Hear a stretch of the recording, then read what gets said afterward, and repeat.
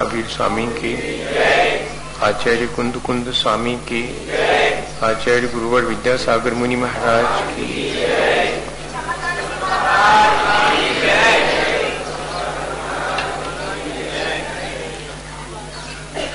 हम सभी लोग अपने जीवन को अच्छा बनाने के लिए जो उपाय आचार्य भगवंतों ने हम पर उपकार करके हमें बताए हैं, उन पर हम विचार कर रहे हैं।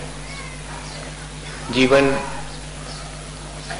सबसे अच्छा तो अरहंत और सिद्ध अवस्था में जो परम वीतराग अवस्था को प्राप्त हो चुके हैं उनका है, और उनके बताए हुए मार्ग पर जो उस वीतरागता की उपासना करने वाले आचार्य उपाध्याय और साधु जन हैं, उनका जीवन अच्छा है। एक सदगृहस्थ यही भावना भाता है कि वो भी अपनी उस परम वीतराग विशुद्ध अवस्था को प्राप्त करे, और जो उस अवस्था को प्राप्त करने में लगे हैं उनकी सेवा, उनका सानिध्य प्राप्त कर सके, उनसे अपने जीवन में शिक्षा ले सके। तब घर गृहस्थी में रह करके भी वो साधु जनों के जैसे आचरण की शिक्षा ले सकता है। इसके लिए आचार्य भगवंतों ने एक सदगृहस्थ के लिए शिक्षा व्रतों का उल्लेख किया है। 5 पापों से जितना घर गृहस्थी में बचा जा सकता है उतना बचने की सलाह दी। अशुभ प्रवृत्ति से बच करके शुभ प्रवृत्ति करने का विचार दिया। शुभ प्रवृत्ति भी धीरे धीरे सीमित होती चली जाए, ताकि हम शेष समय अपने उस वीतराग स्वरूप को अनुभव कर सकें। ये प्रक्रिया आगे एक सदगृहस्थ कैसे करे, इस पर विचार शिक्षा व्रत के रूप में अपन करेंगे। हमने अपनी सीमाएं निर्धारित कर ली। 5 पाप सीमा से बाहर हम नहीं करेंगे। जो सीमाएं हैं उनमें भी अशुभ प्रवृत्ति से बचकर के शुभ प्रवृत्ति करेंगे, और अब वो जो वीतराग स्वरूप है उसका भी थोड़ा थोड़ा स्वाद लिया जा सके, उसका भी चिंतन किया जा सके, इसके लिए उपाय करेंगे। तो कैसे करेंगे? देशावकाशिकम व सामयिकम प्रोषधोपवासो व वैयावृत्यम शिक्षा व्रतानि 4 शिष्टानि। एक सदगृहस्थ मुनि जनों के जैसे समता की साधना करने के लिए इन 4 बातों का ध्यान रखता है कि बहुत बड़ी जो अपनी आजीविका के साधन जुटाने की सीमा बांध ली थी कि इससे बाहर अब अपनी आजीविका के साधन जुटाने के लिए मैं अशुभ प्रवृत्ति न करूंगा, इसके भीतर ही मैं अपने जो भी कार्य है सांसारिक उनको पूरा करूंगा। उसमें भी ताहू मैं फिर ग्राम गली गृह बाग बजारा। वो जो मैंने अपनी आजीविका के साधनों के उपाय के लिए जो सीमा रखी थी आवागमन की, उसको भी सीमित कर लेता है। यही देशावकाशिक व्रत है। ऐसी मर्यादा करने के बाद लेकिन मन में तो अब उस वीतरागता की लगन है, सो सोचता है कि क्या करूं जिससे कि अधिक से अधिक समय में पाप प्रवृत्ति अशुभ प्रवृत्ति से बच करके उस वीतरागता के लिए अनुभव कर सकूं, मुनि जनों के जैसे आचरण की शिक्षा ले सकूं। तो आ समय मुक्ति मुक्तम पंचाघानाम अशेष भावेन सर्वत्र च सामयिकम नाम संशंसित। जो अपने आत्मस्वरूप को जान चुके हैं, जो अपने आत्मस्वरूप में स्थित हैं, सामयिका संसंति, वे हमें एक सदगृहस्थ के लिए मुनियों के जैसे आचरण की शिक्षा देने के लिए कह रहे हैं कि आ समय मुक्ति मुक्तम पंचाघानाम अशेष भावे। दिन भर में 24 घंटे में थोड़ा तो समय कहीं से बचाओ, जिससे कि 5 पापों से पूरी तरह से मुक्त होकर के समायः समता प्रयोजनम यस्य सा सामयिका, जिन क्षणों में जितनी देर के लिए हो सके 5 पापों का त्याग करके और अपने समता भाव की आराधना करो, ये सामायिक नाम का शिक्षा व्रत है, जिससे कि मुनियों के जैसे समता भाव हमारे घर गृहस्थी में रह करके भी बन सके। एक सदगृहस्थ यहाँ तक अपने जीवन में आध्यात्मिक विकास कर सकता है घर गृहस्थी में रह करके। सामायिक के बारे में आचार्य भगवंतों ने प्रशंसा करते हुए लिखा है कि कोई वर्षों व्रत नियम उपवास कर लेवे, उसका जितना फल मिलता है उससे कई गुना फल दान इत्यादि दे देवे, तो भी उससे भी कई गुना फल पंच परमेष्ठी के स्मरण करने रूप जो सामायिक है 2 घड़ी, उसमें मिल जाता है।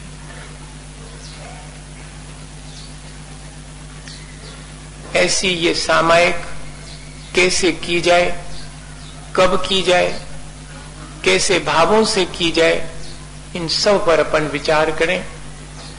ये एक प्रयोग है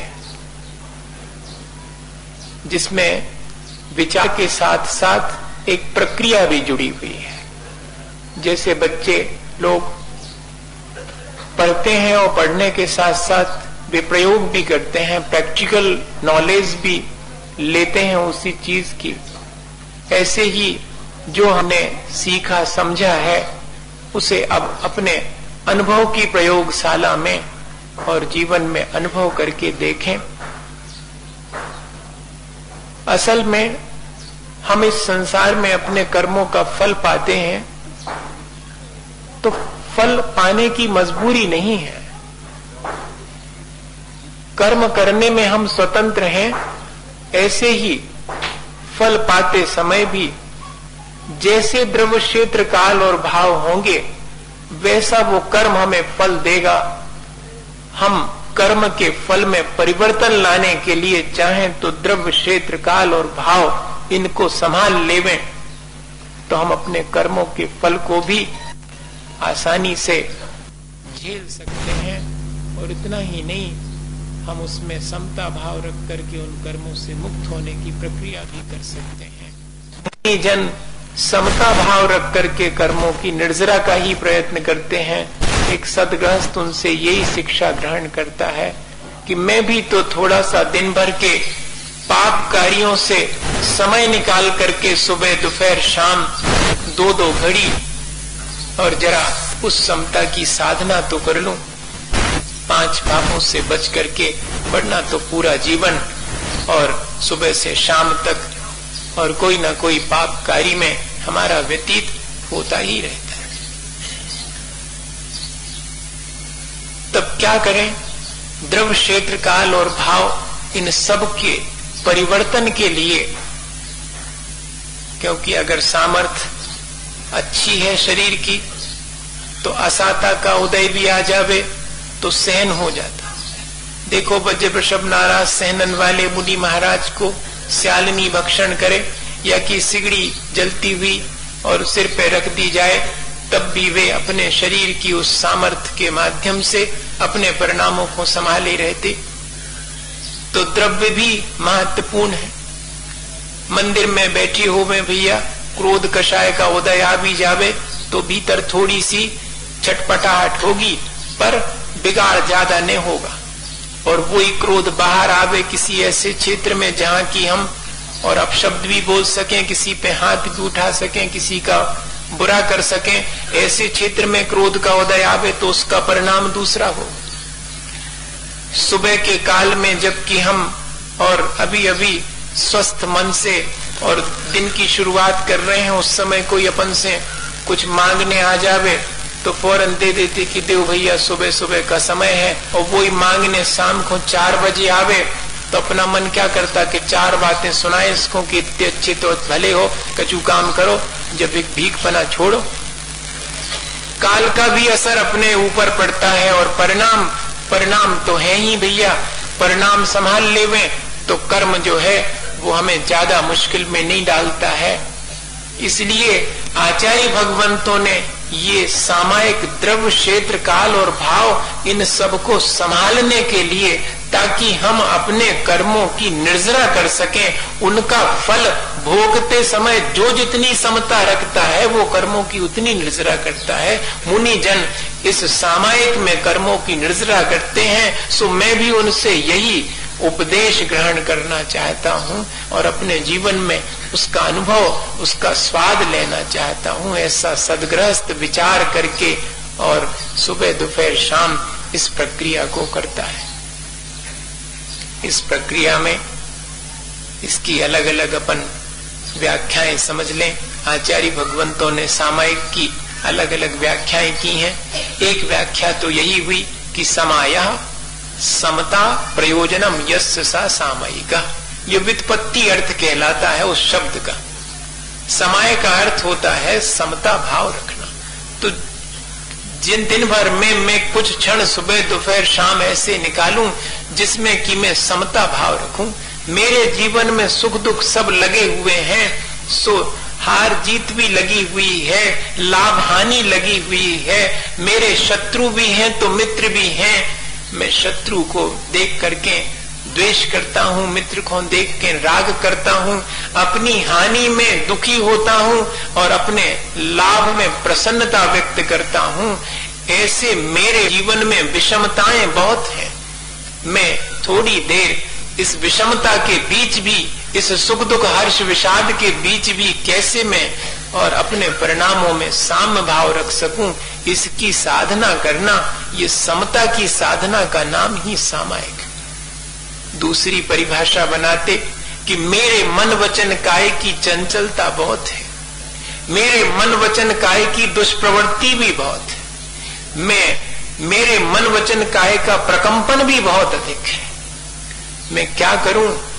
24 घंटे अगर मन वचन काय के इन प्रकंपनों, जिनके माध्यम से मेरे कर्मों का आना निरंतर बना रहता है, अगर ये चलता रहेगा तो कभी मैं कर्मों से मुक्त नहीं हो पाऊंगा। तो अपने इन मन वचन काय के प्रकंपन, इनकी चंचलता, इनकी अस्थिरता और ये जो दुष्प्रवृत्ति मन वचन काय से होती, उसको मैं रोक सकूं। सो सामायिक के मायने हैं मन वचन काय की दुष्प्रवृत्ति को रोक ले, उसके प्रकंपन को शांत कर देना, उसे स्थिर कर देना। जैसे कि दीपक की लौ हवा चलती है तो प्रकंपित हो जाती है, उस प्रकंपित लौ के ऊपर हाथ रखो तो कोई ज्यादा गर्मी का एहसास नहीं होता। पढ़ना चाहो तो पढ़ नहीं पाते क्योंकि रोशनी लड़खड़ाती सी है, सो ठीक से दिखाई नहीं पड़ता। और वही लो हवाएं चलना बंद हो जावे या कि हम जरा हाथ की ओट दे देवें तो लो स्थिर हो जाती है। तो फिर हाथ जरा ऊपर रखो तो हटाना पड़ेगा, तेज ऊष्मा लगेगी और प्रकाश बहुत अच्छे से होगा। ऐसे ही मेरे मन वचन काय में जब तक कषायों के झोंके लगते रहते हैं तब तक वे सब विचलित ही होते हैं। मैं थोड़ी देर के लिए अपने कषायों को मंद करके अपने मन वचन काय के प्रकंपन को स्थिर करूं तो मेरे अंदर जो ऊर्जा है, जो प्रकाश है, जिसमें कि मैं अपने आत्म स्वरूप को देख पाऊंगा, वो सहज रूप से प्राप्त हो सके। इसका नाम सामायिक। सामायिक के मायने ये नहीं है कि 4-5 ठो मालाएं फेल नहीं और होगा, इसका अर्थ ये नहीं है। ये विचार की प्रक्रिया है। निरंतर विचार के साथ साथ वैसी अनुभूति करने की प्रक्रिया है, इसलिए ये महत्वपूर्ण प्रक्रिया। और 5 पापों से मुक्त होकर के बैठे हुए हैं और पंच परमेष्ठी का चिंतन कर रहे हैं, तो यह भी सामायिक कहलाएगी। और संयम यस्य प्रयोजनम, या संयम प्रयोजनम यस्य सा सामायिकम। संयम इति को अर्था कहते आत्मा। एकमात्र जैन दर्शन है जिसमें समय के मायने काल ही नहीं, समय के मायने आत्मा भी है, जिसमें अपने आत्मा के स्वरूप जो कि वीतरागता है उसका ही प्रयोजन है। संसार के राग द्वेष उस समय प्रयोजन भूत नहीं है, उस समय तो मेरी आत्मा और उसका जो वीतराग स्वरूप है वो मेरे लिए प्रयोजन भूत है। ऐसा उन क्षणों में, जिन क्षणों में विचार आता है, वे क्षण हमारे सामायिक के क्षण हैं। इसी को तुलसीदास जी ने लिखा कि एक घड़ी आधी घड़ी आधे में हूँ आद, तुलसी संगति साधु की। साधु के मतलब क्या? अब मुनि महाराज तो हमेशा उनके पास बैठ नहीं पाएंगे अपन, तो ये संगति क्या चीज है? मेरे भीतर की जो सज्जनता है, मेरे भीतर की जो वीतरागता है, उसकी संगति। एक घड़ी आदि आधे में हूँ आद, क्षण भर के लिए भी तो उस अपने वीतराग स्वरूप की संगति करें, वही मेरे जीवन में समता भाव लाएगी। उसी से मुझे अपने भीतर साधुत्व की अनुभूति हो सकती है। मैं साधु बनने के लिए प्रेरणा उसी से प्राप्त कर सकता हूं, क्योंकि अगर मेरे भीतर की साधुता अगर प्रकट हो जावे तो बाहर से साधु बनने में देर नहीं लगेगी। भीतर की साधुता प्रकट नहीं हो पाती है तो फिर बाहर में भी जरा भय लगता है कि पता नहीं कहीं मैं चूक ना जाऊं। बाहर से साधु का वेश धारण करने पर भी जिम्मेदारी है कि भीतर भी साधुता आवे, और भीतर अगर साधुता आई है तो जिम्मेदारी है कि बाहर भी जो है और साधु के योग आचरण होवे। इसके लिए शिक्षा मिलती है, काहे से? सामायिक से शिक्षा मिलती, क्योंकि साधु कहो या समता भाव कहो, बात एक ही है। इस तरह ये सामायिक हमारे पूरे जीवन को एक ठीक दिशा देने का काम करती है। हमारे शरीर से हमें निष्प्रय बनाती है, तो द्रव्य के माध्यम से जो कर्मों का उदय आ रहा है उसको हम आसानी से जीत लेते। हमें क्षेत्र पवित्र बना देती, जिस क्षेत्र में हम बैठ करके सामायिक करते हैं उस क्षेत्र में पवित्रता हो जाती है। उस क्षेत्र में बैठ करके फिर जो है हमारे मन में जो विचार आते हैं उन पर हम आसानी से अपना कंट्रोल कर सकते हैं। और काल ऐसा निर्धारित किया है कि संधि काल, जिसको अपन संध्या काल भी कहते हैं, एक्चुअली वो ट्रांजिशन पीरियड है, संधि काल है। दिन आने को है, रात जाने को है, दोनों के बीच का ट्रांजिशन संधि काल। दिन जाने को है, रात आने को है, तब भी एक संधि काल। और जब सूर्य मिड में है, सेंटर में है, वो मध्याह्न का काल, वो भी सामायिक का काल है। इनमें एक एक घड़ी आगे पीछे यानी 2 घड़ी कम से कम। और ये काल अपन देखें तो रात्रि तो है तामसता की प्रतीक, आलस की प्रतीक, और दिन है श्रम का प्रतीक। और इस आलस और श्रम के बीच है संतुलन का समय। इसलिए ये जो संधि काल है वो हमारे सात्विकता का प्रतीक है।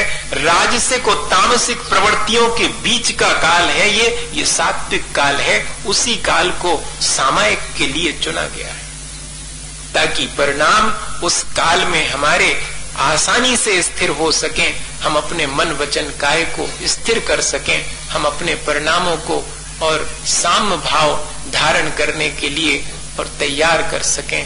इसके लिए ये समय रखा गया। और भावों के बारे में अपन चर्चा करेंगे कि सामायिक के भाव कैसे होना चाहिए, क्या विचार करना चाहिए क्रम क्रम से।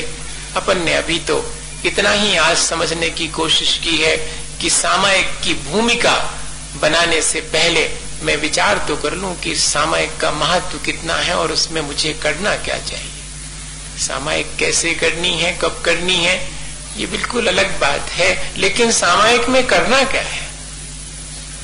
सामायिक में मुझे अपने आत्मा का चिंतन या पंच परमेष्ठी का चिंतन या अपने मन वचन काया के जो दुष्प्रवृत्ति है उसका निरोध, या कि अपने भीतर उठने वाले विषम भावों को समता की तरफ ले जाना, या ऐसा कह दें कि ईर्ष्या से प्रमोद की तरफ जाने की यात्रा का नाम सामायिक है। क्रोध से क्षमा की तरफ जाने का नाम सामायिक है, या कि कठोरता से मृदुता की तरफ जाने का नाम, हिंसा से दया की तरफ जाने का नाम, यही सामायिक है।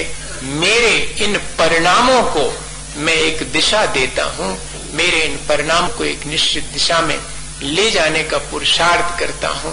ये अभ्यास सामायिक का अभ्यास है। सामायिक में और कुछ किया नहीं जाता भैया। सामायिक कोई करने का कार्य नहीं है। संसार में और सब चीजें जब कर करके हम थक जाते हैं, तब जाकर के जब हम सांसारिक समस्त कार्यों से उपरत हो जाते हैं, उसका नाम है सामायिक। हमने शायद आपसे वो बात कही हो, जब आश्रम में भिक्षुओं के बीच राजा आश्रम देखने आए थे, तो एक हॉल में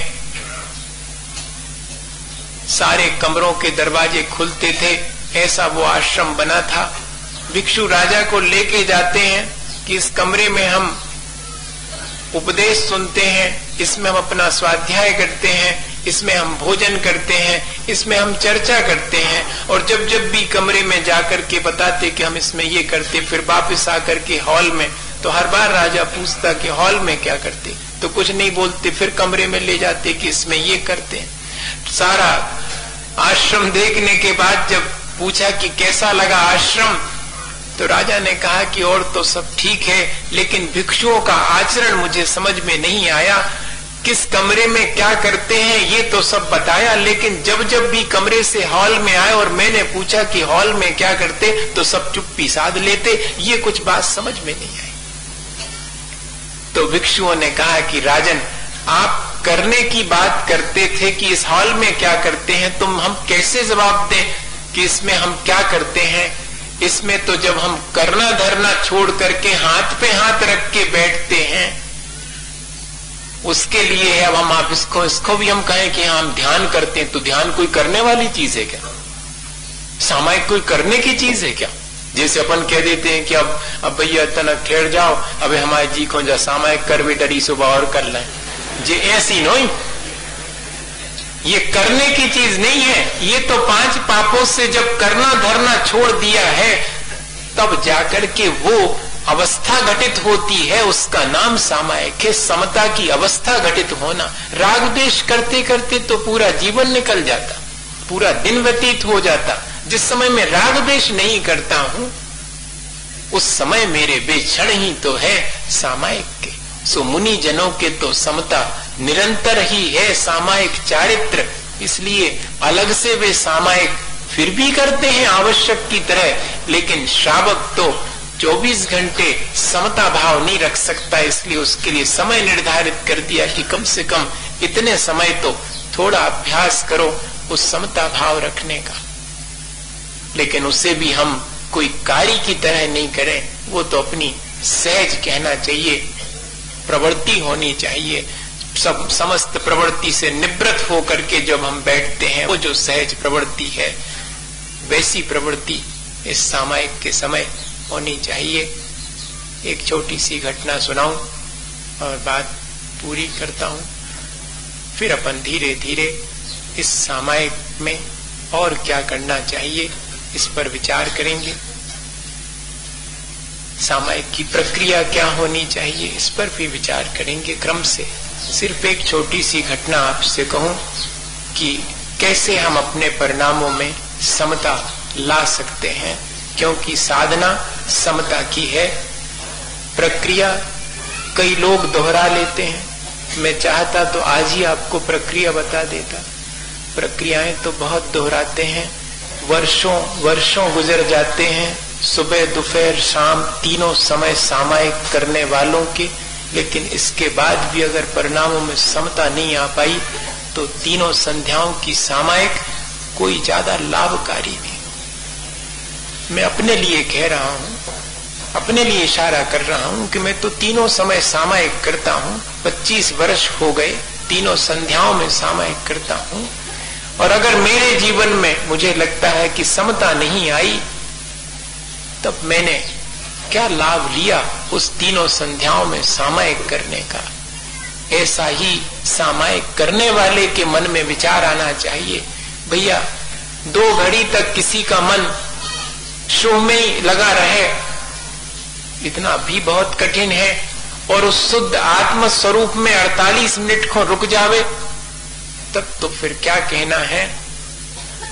उत्तम सहननस्य एकाग्र चिंता निरोधो ध्यानम अंतर मुहूर्तात्। अगर उत्तम सहनन के साथ अपने उस शुद्ध आत्म वीतराग स्वरूप पर ध्यान एकाग्र हो जावे तो उसी भाव से केवल ज्ञान मुक्ति हो सकती है।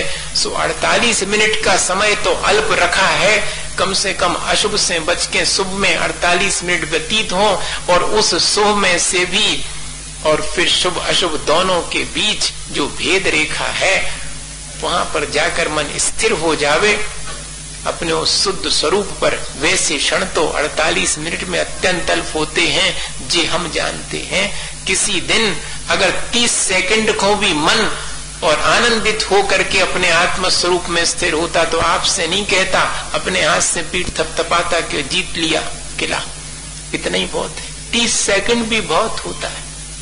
हाँ, 1 मिनट तो नहीं कह रहा हूं, 30 सेकंड कह रहा हूं। उतनी देर भी अगर एकाग्र हो गया, स्थिर हो गया चित्त, जिसमें राग द्वेष की चंचलता नहीं है, उतना भी हो गया।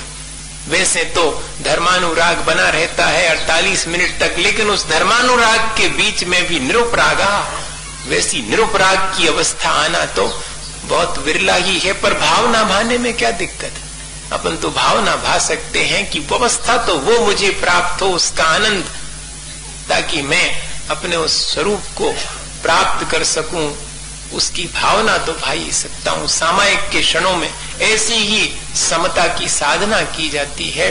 उसका एक छोटा सा उदाहरण गौतम बुद्ध के जीवन का है। वे एक वृक्ष के नीचे बैठे हुए अपने अन्य भिक्षुओं के साथ चर्चा कर रहे थे। उतने में एक व्यक्ति अत्यंत उग्र होकर के और उन्हें गालियां देने लगा। दे सकता है, अब सामने गाली देने की हिम्मत नहीं पड़ती, अब तो पीछे से पड़ती, वो और ज्यादा कठिन है। हाँ, अब तो परिचय दूसरे प्रकार से सहन करना पड़ता है। अब वैसे युद्ध भी नहीं होते कि आमने सामने सेनाएं खड़ी हैं, फिर बाद में तुरही बजेगी और शंख बजेगा कि अब चलो कर लो धर्म युद्ध, देखें किसके अंदर कितनी सामर्थ्य है। और शाम होते ही साथ फिर जिन जिन को चोट पहुंचाई उन्हीं को पट्टी बांधने भी जाते थे। सो इतनी कषाय की मंदता भी है। और दूसरे दिन फिर खड़े। अब तो होती है कि ये भी नहीं दिख रहा है, वो भी नहीं दिख रहा है, रडार पे दिख रहा है, सो बटन दबाया, सो उनका विमान उनने गिराया, उनका आमने सामने वाली ताकत खत्म है, अब तो जो छुपी छुपी वाली है। हाँ, ऐसा शीत युद्ध जो है वो निरंतर चलता रहता है। ऐसा ही वर्तमान में भी है। ये जो एक लड़ाई भीतर में अपनी ही कषायों से हम करते रहते हैं, वो निरंतर चलता रहता है युद्ध, और कुछ नहीं है। बाहर के युद्ध लड़ने की सामर्थ्य चाहिए शरीर की, लेकिन मन से जो युद्ध है वो निरंतर, मन की कलुषता निरंतर बनी रहती है। और वो उग्र हो गई उस व्यक्ति की, सो गौतम बुद्ध को आकर के अपशब्द कहना शुरू कर दिया। कहता ही चला गया अपशब्द, आप ऐसे हैं, आप वैसे हैं। वे मुस्कुराते हुए सुनते चले जा रहे हैं। और भिक्षुओं में थोड़ा आक्रोश है कि अगर जरा सा इशारा करें तो हम इसे अभी उठा करके और बाहर फेंक के आ जाएं, इसमें क्या सामर्थ्य है। लेकिन वास्तव में सामर्थ्य तो वही है जो जितना सहन कर सके वो उतना सामर्थ्यवान। और जो उद्वेलित हो जावे, जिसके मन वचन काय में चंचलता आ जावे, अस्थिरता आ जावे, तो वो फिर सामर्थ्य न कहलाए। सामायिक में हम अपनी सामर्थ्य बढ़ाते हैं भैया, शरीर की ही नहीं, मानसिक जो है रूप से हम अपने आप को बहुत सुदृढ़ बनाते हैं। ये सामायिक की प्रक्रिया ऐसी है। तो गौतम बुद्ध शांत बैठे हैं, बल्कि चेहरे पर मुस्कुराहट बढ़ती चली जा रही है उसके अपशब्द सुनकर। रहा नहीं गया उससे कि इतना सब कहने के बाद भी चुप, और वो भी मुस्कुरा रहे हैं। तो गुस्से में भर करके बहुत अधिक, और फिर उनके ऊपर थूक भी दिया।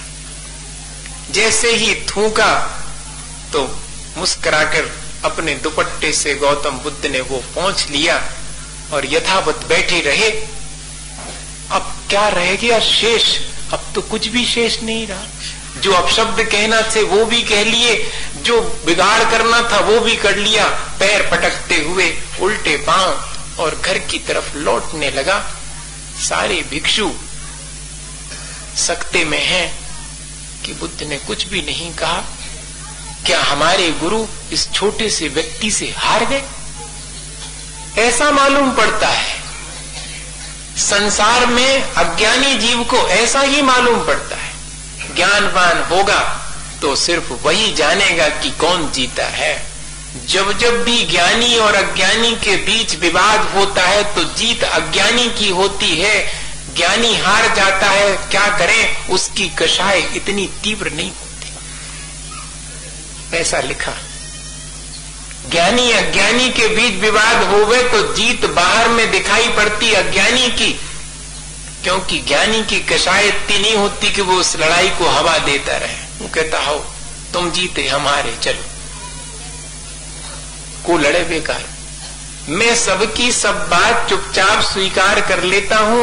लोग कहते हैं सब कुछ चुपचाप स्वीकार करते जाना कमजोरी है, सो मैं इस बात को भी स्वीकार कर लेता हूं। क्या करूं, कमजोर हूं, मेरे से व्यर्थ लड़ा नहीं जाता। समता की साधना ऐसी ही है, जहां बाहर में जो सामर्थ्यवान दिखाई देता है समझना कमजोर है, और जो बाहर में संसार में बहुत कमजोर मालूम पड़ता है वो अपने आत्मा में हो सकता है बहुत सामर्थ्यवान। बुद्ध के बारे में भिक्षुओं को लगता है कि कैसे हैं हमारे गुरु। एक सामान्य से व्यक्ति ने इतनी गालियां दी, थूक भी दिया तो कुछ नहीं कर पाए। सबके मन में अब अपने गुरु के प्रति थोड़ा थोड़ा भावों में विचलन आ गया। हाँ, कछु चमत्कार दिखा देते, अब मैं ये खूं बिल्कुल ऐसा कर देते कि बिल्कुल चरणों में डला दिखता तो हम समझ जाते कि गुरु जी बहुत बड़े हैं। कछु नहीं कर पाए। जैसे कि गणेश जी बैठे और वो चूहा आन के उनको लड्डू ले जावे तो बन को का लगत कि जी का जी कितने ताकतवर बनी है, वो चूहा ज्यादा ताकतवर। ऐसा मालूम पड़ता कि नहीं। अब चले गया वो वापस गालियां देकर के थूक करके, लेकिन आधे रास्ते घर के पहुंचने पर मन में विचार आया कि मैंने इतने अपशब्द कहे, उन्होंने कुछ भी नहीं कहा। अरे उसने सब स्वीकार कर लिया, है ही वैसा, मैंने ठीक कहा था। ऐसा मन में विचार आया। अगले क्षण 25-50 कदम चलने पर विचार थोड़ा बदला कि नहीं नहीं, चाहता तो अपने शिष्यों से कहकर मेरा बिगाड़ कर सकता था, खुद भी मुझे 2 शब्द कड़े कह सकता था, लेकिन कहे नहीं। अब थोड़ा मन में चटपटाहट हुई कि मैंने अपशब्द कहे और सामने वाले ने नहीं कहे। और थोड़ा आगे बढ़ता है तो मन में विचार आता है कि अरे देखो, मैंने थूक भी दिया था तो मुस्कुरा करके पहुंच लिया था, कुछ भी नहीं कहा। अब तो और छटपटाहट बढ़ गई। घर के दरवाजे खोल करके भीतर बैठा है, किसी काम में मन नहीं लग रहा है, रोटी का ग्रास हाथ में लिया है तो नीचे रख दिया, अरे मैंने ठीक नहीं किया। अब भीतर जो है परिणामों में रात भर बेचैनी रही। सुबह के अभी सूरज नहीं उगा उसके पहले दरवाजे खोल करके बिना किसी से कहे नंगे पैर दौड़ता है उसी वृक्ष के पास चलूं, वहां बैठे होंगे वे, उनसे क्षमा मांग लूंगा। मैंने कल व्यर्थी अपशब्द कहे, मैंने व्यर्थी तुम्हें और चोट पहुंचाई, थूक दिया। लेकिन बुद्ध तो तब तक विहार करके अन्यत्र किसी वृक्ष के नीचे जाकर बैठ चुके थे, मील 2 मील। वहीं तक पहुंचकर भागता जाता और चरणों में गिर जाता है, कहता क्षमा करें भगवान, मैंने आपसे अपशब्द कहे और थूका भी, आप क्षमा करें। तो बुद्ध कहते कौन हो भाई तुम? अरे आपने नहीं पहचाना? मैं वही जिसने कल आपको गालियां दी थी, जिसने कल आप पर थूका था। मुझे तो नहीं जान पड़ते कि तुम वो हो। नहीं, आप विश्वास करें मैं वही हूं। तुम वो कैसे हो सकते? अगर वही होते तो आज भी वैसा ही करते। तुम वो नहीं हो। ये तो कोई और है जो क्षमा मांग रहा है, वो जो कोई और था जो कि उत्तेजित होकर के गालियां दे रहा था, और मैं भी तो वो नहीं हूं। देखो, मैं उस वृक्ष के नीचे भी नहीं हूं, मैं तो अन्यत्र आ गया हूं, वो स्थान भी नहीं है और वो मैं भी नहीं हूं। बहुत कुछ व्यतीत हो चुका, कितनी पर्यायें गुजर गई उस कल से आज तक, और तुम अभी उसमें अटके हुए हो। ये है समत्व की साधना। प्रति क्षण बीतता चला जाता है। किस क्षण को हम अपने हाथ में पकड़ सकते हैं? एक क्षण पहले जो राग द्वेष हमारे मन में थे, अगले क्षण हम चाहें तो उस राग द्वेष से बच करके अपने वीतरागता का स्वाद ले सकते हैं और उसे क्षमा कर दिया। लेकिन क्षमा भी कैसा किया है बताइए? कह रहे हैं कि तुम वो हो ही नहीं, मैं भी वो नहीं हूं। ये क्षमा भी क्या मांगना? Forgive and forget. क्षमा मांगी और भूल भी गए, क्षमा की और भूल भी गए। वरना अपन तो क्षमा कर देते हैं, वो कई दिन तक याद रखते हैं कि मैंने तुम्हें क्षमा किया था। ये नहीं है समता। समता तो ये है कि जिसमें हम उन सब मिथ्या भावों से ही मुक्त हो जाते हैं जो किसी क्षण दूसरे के द्वारा या हमारे स्वयं के द्वारा हो जाते हैं। उन समस्त विषमताओं के बीच भी, और जब हम हर्ष विषाद के बीच भी और समता रख पाते, साम भाव रख पाते हैं, वास्तव में वही जीवन के क्षण सार्थक हैं। हम अब आगे आने वाले समय में रोज रोज अभ्यास शुरू करेंगे कि हम ऐसे क्षणों को अपने जीवन में संचित कर सकें और कह सकें कि हाँ, मैंने 24 घंटे में ये 1 मिनट अपना सार्थक कर लिया जीवन का, जिन क्षणों में मैंने समता रखी है। इसी भावना के साथ कि हम अपने जीवन को अच्छा बनाएं। बोलिए आचार्य गुरुवर विद्यासागर।